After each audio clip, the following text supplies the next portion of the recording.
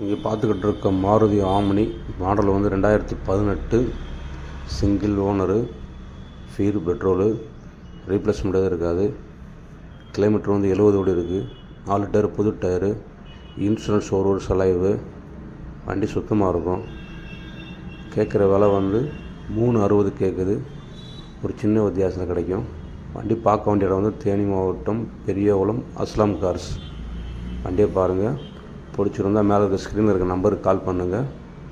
வண்டி பிடிக்கும், வாங்க பேசிக்கலாம்.